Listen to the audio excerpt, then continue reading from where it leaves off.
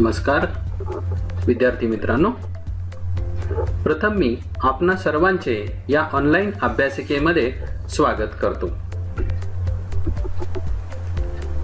सद्यस्थितीमध्ये कोरोनाचा सामना करत असताना आपले शैक्षणिक नुकसान होऊ नये व शिक्षणामध्ये खंड पडू नये म्हणून महाराष्ट्रातील काही तज्ञ शिक्षक मंडळींनी एकत्र येऊन आपल्यासाठी ही ऑनलाईन अभ्यास मालिका तयार केलेली आहे। यामध्ये अभ्यासक्रमानुसार फोटो, व्हिडिओ व उत्तम सादरीकरण करून आपणासाठी आकर्षक व सोप्या भाषेत अभ्यास मालिका तयार केलेली आहे।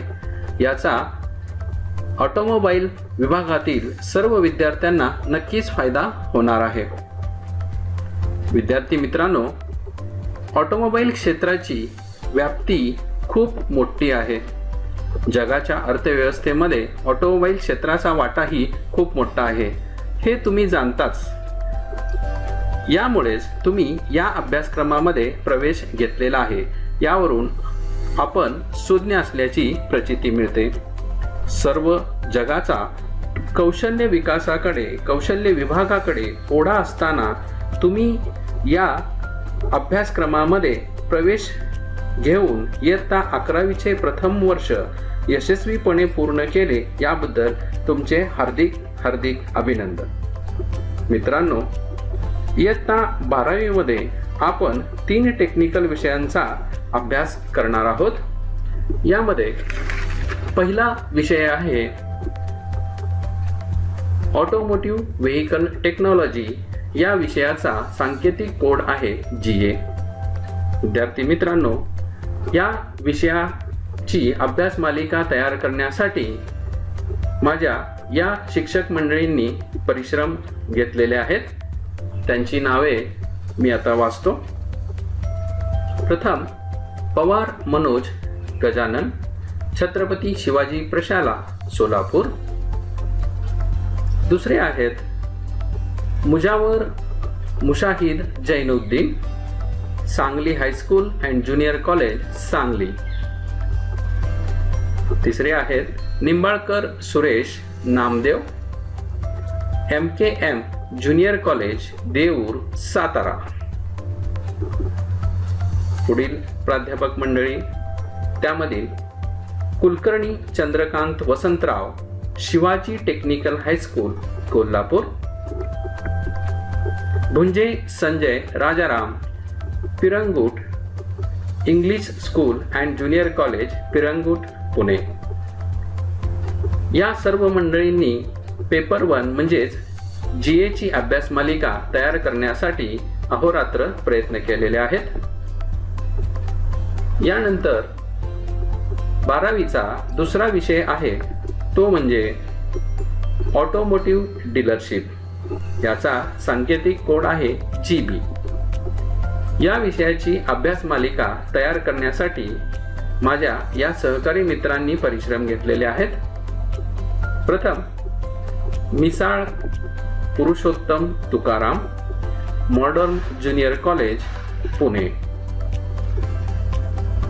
यानंतर शिंदे अरुण दत्तात्रय, मामासाहेब मोहोळ कॉलेज, पुणे। गोयलकर विजयकुमार, श्रीपतराव, डॉक्टर आंबेडकर महाविद्यालय, वडाळा, मुंबई। Nimbalkar Ashok Shankarrao, Shri Shambhu Mahadev junior college, Fursungi.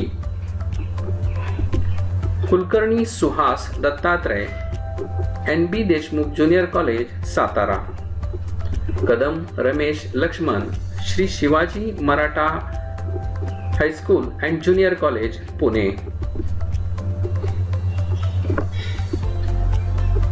या सर्व मंडळींनी पेपर 2 या विषयाची अभ्यास मालिका तयार केलेली आहे। त्यानंतर आपला इयत्ता 12वीचा तिसरा पेपर आहे automotive service technology and driving skill. याचा सांकेतिक कोड आहे GC। या विषयाची अभ्यास मालिका तयार करण्यासाठी माझ्या या सहकारी मित्रांनी परिश्रम घेतलेले आहेत। प्रथम Patil Subhash Vasantrao, Shri Mal Sakant junior college Akurdi, Mulani Sharif Nizam Hutatma Rajguru Mahavidyalaya Rajgurunagar, Thopte Sachin Ramchandra MG Vidyalaya and junior college Khanapur जिल्हा Pune, Kate Bharat Sadashiv Sadhana junior college Gadhinglaj, Khade Sanjay Ramchandra KBP Vidyalaya Nerle, Bhosale Shirish Vishwanath new English school and junior college Shirur जिल्हा पुणे. तर या प्राध्यापक मंडळींनी एकत्र येऊन ही अभ्यास मालिका अहोरात्र परिश्रम घेऊन तयार केलेली आहे. पहिला विषय जो आहे ऑटोमोटिव्ह व्हेइकल टेक्नॉलॉजी. मित्रांनो, या विषयामध्ये आपण ट्रान्समिशन सिस्टीमचा पूर्णपणे अभ्यास करणार आहोत. त्याचबरोबर वाहनाच्या कंट्रोल सिस्टीमचाही अभ्यास करणार आहोत. या ऑटोमोटिव्ह व्हेइकल टेक्नॉलॉजी विषयामध्ये कोणकोणते घटक येतात ते आपण पाहूयात. आपणासमोर या विषयातील घटक म्हणजेच धडे दिसून येतील. यातील पहिला धडा आहे क्लच. या विषयाचा मार्ग आपणासमोर दिसत आहे. आपण कशा पद्धतीने मार्गक्रमण करणार आहोत हे आपण पाहूयात. पहिला घटक क्लच, दुसरा घटक किंवा ज्याला आपण धडाही म्हणतो गिअर बॉक्स. यानंतर तिसरा धडा आहे तो म्हणजे ड्राईव्ह लाईन्स. यानंतर चौथा धडा रियर ॲक्सल अँड डिफरन्शियल, पाचवा धडा स्टिअरिंग सिस्टीम, सहावा धडा आहे सस्पेन्शन सिस्टीम. यानंतर सातवा धडा ब्रेक, आठवा व्हील्स अँड टायर्स आणि नववा धडा आहे diagnosis of vehicle for repair. हे सर्व घटक व धडे आपण अभ्यासणार आहोतच. आता प्रथम आज आपण GA मधील पहिला धडा क्लच त्यामधील पहिला व्हिडिओ पाहणार आहोत. या अगोदर आपण पॉवर ट्रान्समिशन सिस्टीमची ओळख करून घेऊयात. पॉवर ट्रान्समिशन सिस्टीममध्ये कोणकोणते घटक असतात? तर पॉवर ट्रान्समिशन सिस्टीममध्ये clutch, transmission, drive line, differential, rear axle, wheels असे वेगवेगळे घटक येतात. ह्याच्यातला पहिला घटक बघा तो म्हणजे क्लच. हा क्लच काय काम करतो? तर इंजिनची गती गिअरबॉक्सकडे देणे किंवा इंजिनची गती गिअरबॉक्सपासून तोडणे हे कार्य या क्लचचे असते.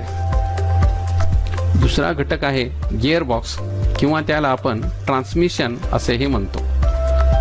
ट्रान्समिशनचे काय कार्य असते? तर वाहनाला वेगवेगळे वेग व वाहनाला वेगवेगळे टॉर्क मिळवून देण्यासाठी या ट्रान्समिशनचा उपयोग होतो. गिअरबॉक्स नंतर ड्राईव्ह लाईन येते. या ड्राईव्ह लाईनमध्ये प्रोपेलर शाफ्ट, युनिव्हर्सल जॉईंट व स्लिप जॉईंट या भागांचा समावेश होतो. गिअरबॉक्सची गती डिफरन्शियलकडे देण्यासाठी या ड्राईव्ह लाईनचा उपयोग होतो. आता डिफरन्शियल म्हणजे काय? तर वाहन वळण घेत असताना आतील चाकांचा व बाहेरील चाकांचा वेग बदलणे यासाठी डिफरन्शियलचा उपयोग होतो. हा काय काम करतो? तर वाहन वळण घेत असताना आतील चाकाचा व बाहेरील चाकाचा वेग डिफरन्शिएट करण्याचे कार्य हा करतो, म्हणून याला आपण डिफरन्शियल असे म्हणतो. डिफरन्शियल पासून येणारी गती रियर ॲक्सलद्वारे चाकाला दिली जाते या चाकामध्ये रिम, टायर, ट्यूब असे भाग येतात. म्हणजेच आत्ता आपण ट्रान्समिशन सिस्टीम मधील कंपोनंट्स पाहिले. कोणकोणते? Clutch, gearbox, drive line, differential, rear axle हे आणि व्हील्स अँड टायर्स हे भाग बघितले. आता हे जे वाहन तयार झालेलं आहे, ही जी ट्रान्समिशन सिस्टीम आहे, यासाठी यामध्ये काही कंट्रोल सिस्टीम्स ही दिल्या जातात. कोणकोणत्या कंट्रोल सिस्टीम्स असतात? तर पहिली कंट्रोल सिस्टीम आहे स्टिअरिंग सिस्टीम. या स्टिअरिंग सिस्टीमद्वारा वाहनाला योग्य दिशा दिली जाते. म्हणजेच ड्रायव्हरच्या इच्छेनुसार वाहन वळविण्यास मदत होते. दुसरी कंट्रोल सिस्टीम आहे सस्पेन्शन सिस्टीम. वाहन रस्त्यावर धावत असताना रस्त्यावरील खाच खळग्यांमुळे वाहनाला धक्के बसतात. यामुळे प्रवास आरामदायी होत नाही. हे धक्के शोषून घेण्यासाठी व प्रवास आरामदायी करण्यासाठी वाहनामध्ये या सस्पेन्शन सिस्टीमचा उपयोग होतो. तिसरी सिस्टीम आहे ब्रेक. वाहन वेगवान असताना वाहनाच्या गतीवर नियंत्रण ठेवण्यासाठी या ब्रेक सिस्टीमचा उपयोग होतो. आता ही ट्रान्समिशन सिस्टीम आणि कंट्रोल सिस्टीम या सर्व सिस्टीम मिळून फ्रेमवर जोडल्या जातात व जी असेंब्ली तयार होते त्या असेंब्लीला आपण चेसिस असेही म्हणतो. चेसिस म्हणजे काय? तर द व्हेइकल विदाउट बॉडी. आता आपण पहिले प्रकरण क्लच याचा अभ्यास करणार आहोत. क्लच हा ट्रान्समिशन सिस्टीम मधील पहिला घटक असून क्लच हा इंजिन व गिअरबॉक्स यांच्यामध्ये जोडला जातो.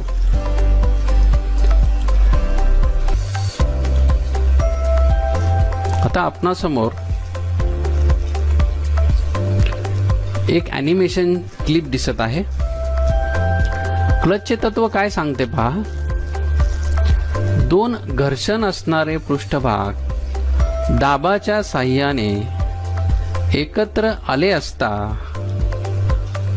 ते एक संध होऊन फिरू लागतात. हे आहे क्लचचे तत्व.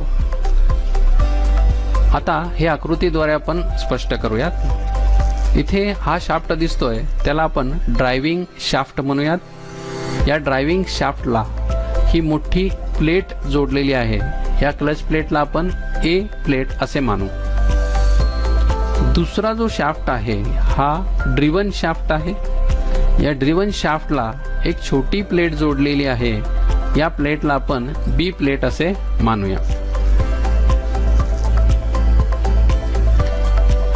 आता पहा, प्लेट बी ही येऊन प्लेट ए ला मेश झालेली आहे. या दोघांमधील घर्षण पृष्ठभागामुळे आणि दाबामुळे या दोन्ही प्लेट एकसंध होऊन फिरू लागतात. म्हणजेच ड्रायव्हिंग शाफ्टची गती ड्रिव्हन शाफ्टला मिळते व क्लच एंगेज होतो असे आपण म्हणतो. यांचे घर्षण पृष्ठभाग जेव्हा एकमेकापासून अलग होतील तेव्हा ए ची गती प्लेट बी ला मिळणार नाही. म्हणजेच या दोन्ही प्लेट डिसएंगेज झाल्या असे आपण म्हणू शकतो. हे क्लचचे तत्व आहे व ते आपण पाहिले. यानंतर आपण क्लचचा उद्देश पाहणार आहोत. याला आपण क्लचचे कार्य असेही म्हणू शकतो. काय आहे क्लचचे कार्य? पहिले कार्य बघा. आवश्यकतेनुसार इंजिन व मागील चाकांचा किंवा गिअरबॉक्सचा संबंध तोडणे अथवा जोडणे. दुसरे कार्य आहे वाहन स्थिर स्थितीतून हळूवारपणे गतिमान करणे. समजा इंजिनची गती आपण डायरेक्ट चाकाला दिली तर इंजिन जेवढ्या आरपीएमनी फिरतंय तेवढ्या आरपीएमनी चाके फिरू लागतील आणि वाहन जंप घेईल व ते नियंत्रणामध्ये राहणार नाही. यामुळे वाहनाची गती हळूवारपणे वाढविणे आवश्यक असते. हे कार्य क्लचद्वारा केले जाते. तिसरा उद्देश किंवा तिसरे कार्य बघा.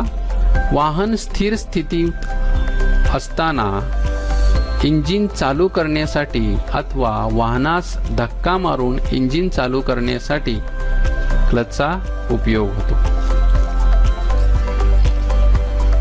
चौथा उद्देश काही सेकंद वाहन जागेवर उभे करून ठेवण्यासाठी.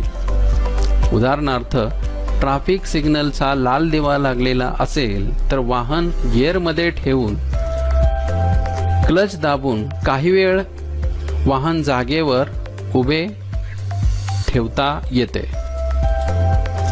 त्याचबरोबर गिअर सहज बदलता यावेत म्हणून इंजिन व गिअरबॉक्सचा संबंध तोडणे.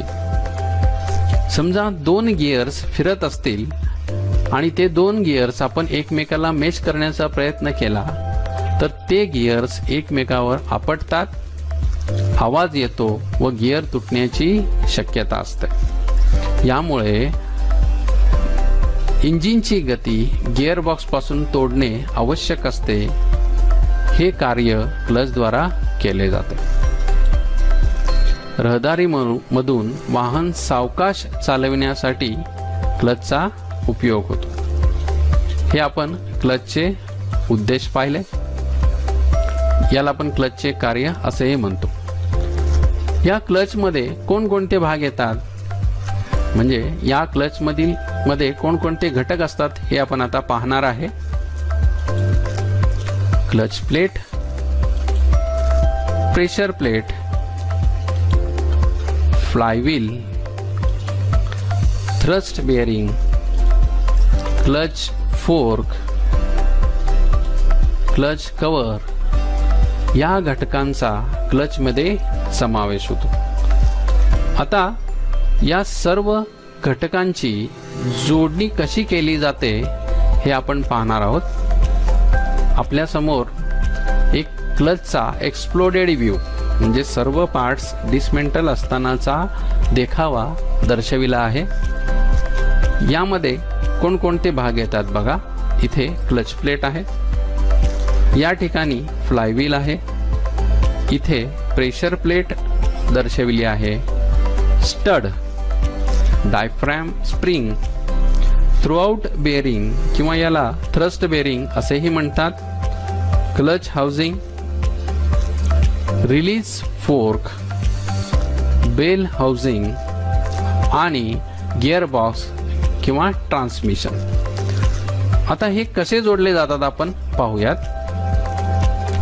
प्रथम फ्लायव्हीलवर क्लच प्लेट जोडलेली असते. या क्लच प्लेटवर प्रेशर प्लेट जोडली जाते. यानंतर स्टड्स असतात.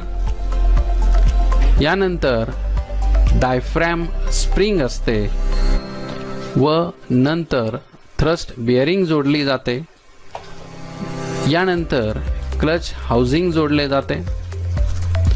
नंतर रिलीज फोर्क जोडला जातो आणि नंतर बेल हाऊसिंग फिट होते व सर्वात शेवटी गिअरबॉक्स जोडला जातो.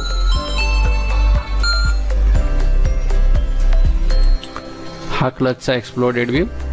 आपण आणखीन एकदा पाहूयात की ही जोडणी कशी केली जाते.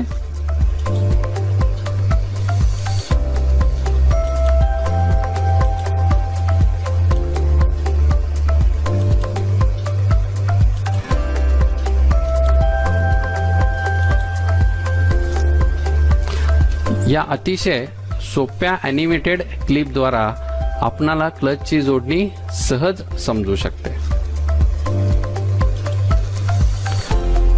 आता आपण पुढच्या स्लाइडकडे वळूयात.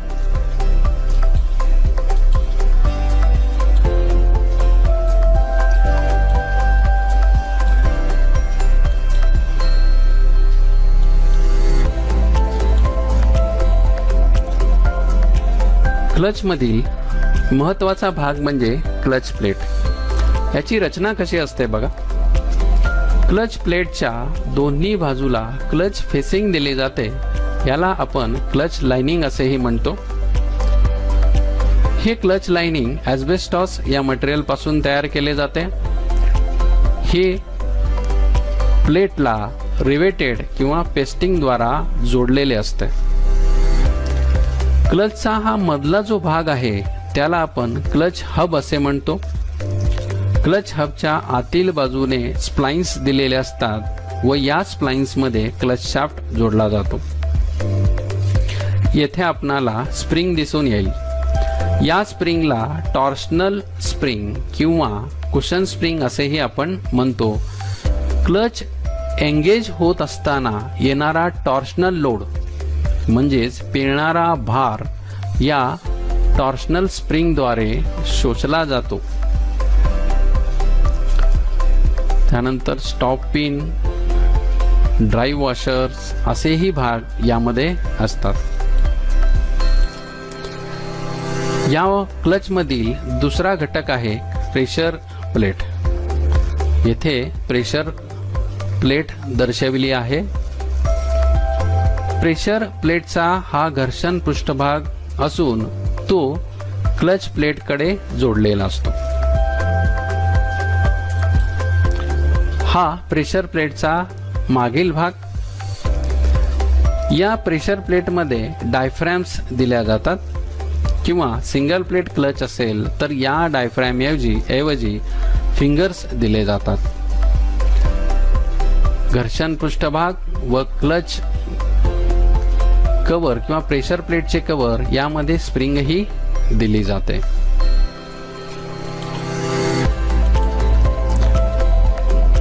यानंतर फ्लायव्हील.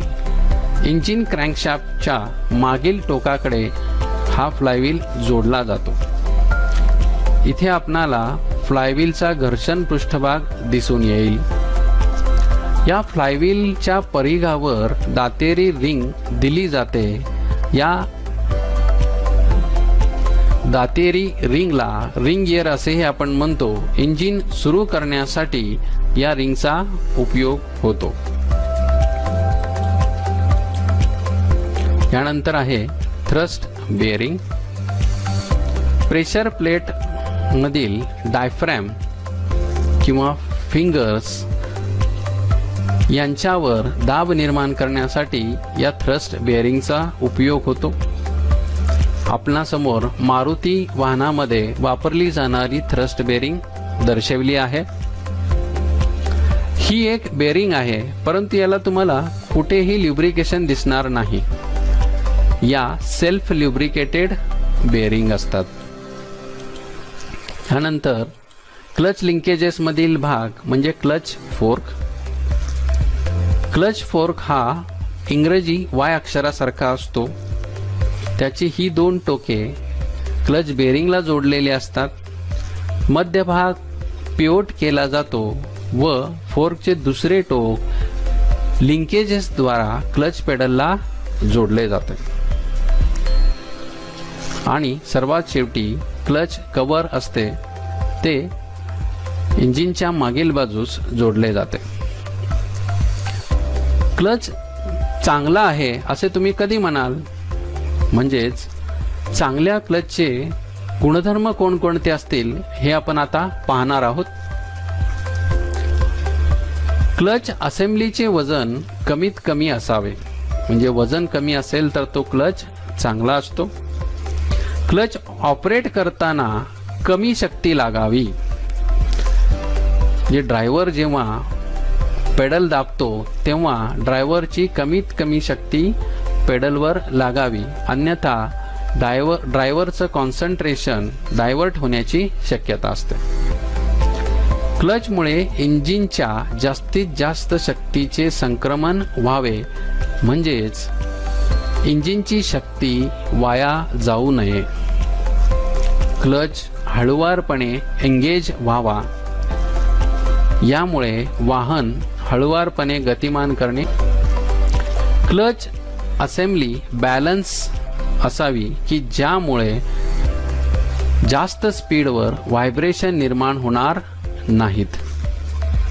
क्लचची रचना सोपी असावी, याचा आकार लहान असावा व क्लचचा मेंटेनन्सही कमी असावा. हे झाले चांगल्या क्लचचे गुणधर्म. धन्यवाद.